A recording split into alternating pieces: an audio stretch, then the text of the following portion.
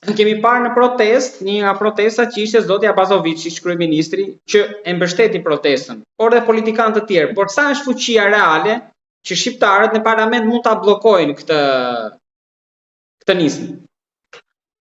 Sa i përket unitetit të partive si shqiptare dhe qytetare, domethënë ky duhet më vlerësuar në maksimumin më të lartë, sepse të gjitha partitë si shqiptarë dhe qytetarë janë bashkuar rreth kësaj çështje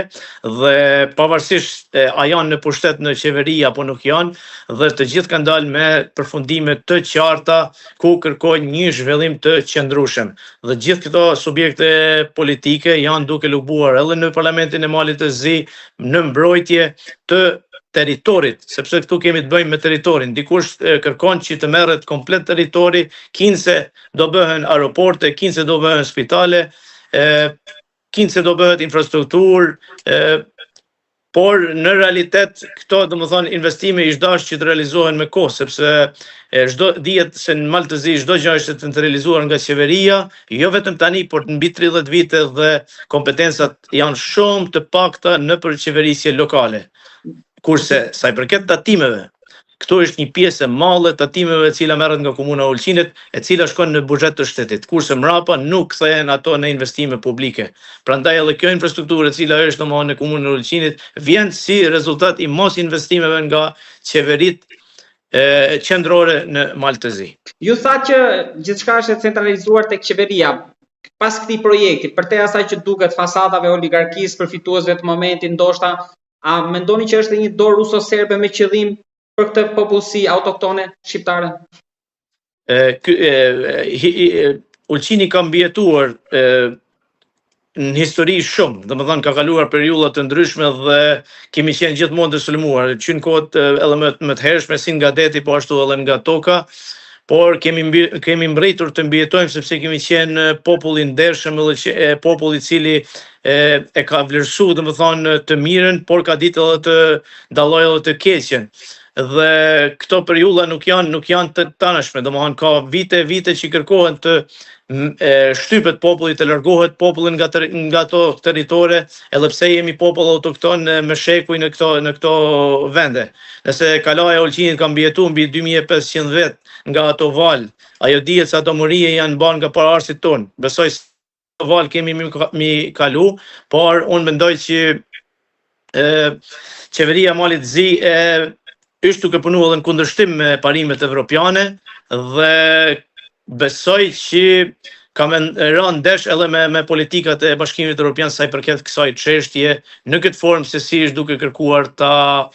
marrë këtë pjesë të territorit të Komunës së Ulqinit. Edhe një pyetje të fundit kam. Se më thatë që jeni kontakte edhe me ndërkombëtarët, po me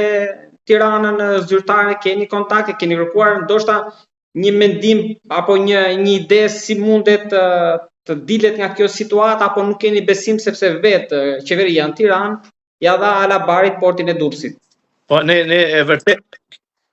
vërtet kemi pas domethënë me gjitha fuqitë e mëdha që janë në Malë të Zi sa i përket përfaqësive diplomatike, po patjetër që kemi pas edhe me Tiranën zyrtare dhe me Prishtinë, por vetë fakti që ju thash edhe më herët edhe ju bukur e potencu domethënë që ky projekt i cili është në një zinxhir edhe në Beograd edhe në Durrës ngre dyshime sepse ndoshta atje është i realizueshëm në Tiranë në Durrës për shkak të popullsisë, si është atje domethënë që janë shumica shqiptar apo në Beograd që janë shumica serb. Në Malë të Zi është një çështje pak e komplikuar sepse këtu është e pastër shqiptarë dhe një pakicë me popullsi tjetër dhe direkt ne do jemi më të rrezikuarit që të ndryshohet demografia në këtë vend dhe ne të mesim pakicë. Po ashtu edhe mos të mund të shfrytëzojmë plazhat tona publike, sepse këtu është investuar shumë edhe nga sektori privat i qytetarëve të Ulqinit, të cilët kanë ndërtuar hotele, kanë ndërtuar apartmane për turizëm dhe i vetmi burim kryesor me cilën jetojnë ky popull këtu domethënë është turizmi. Prandaj është shumë e dyshimt dhe pavarësisht ne do vazhdojmë të kërkojmë edhe nga Tirana zyrtare edhe nga Prishtina, por nuk besoj se ka një fuqi shumë si të ndalin këtë trend i cili është nisur dhe besoj që ka më bërë çmos që të realizohet. Megjithatë do ta mbyllim me lajm të mirë. Dje është inauguruar hapja e konsullatës shqiptare në Ulqin. Po, e vërtet, ishte një ngjarje historike për qytetin e Ulqinit, sepse ne marrëdhënie diplomatike i kemi pasur, domethënë, në Podgoriz nëpërmjet ambasadës së Republikës së Shqipërisë dhe